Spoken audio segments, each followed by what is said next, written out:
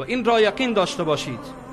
با والله قسم در روز قیامت همچنان که پیامبر علیه السلام می‌فرمایند اگر کسی به خواستگاری دخترتان میآید که صاحب دینه و صاحب اخلاقه و شما دختر را به اون نمیدهید، شما باعث و بانی فساد گسترده‌ای در روی زمین میشوید.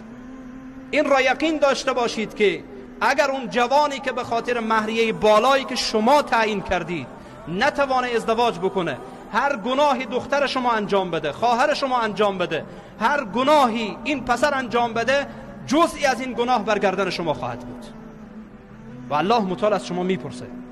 میپرسه از شما که چرا این مهریه بالا را شما قرار دادید، در حالی که مهریه حق خود دختر بوده و شما این را به عنوان مال تجاری برای خودتان گرفتید و به خاطر این عنعنات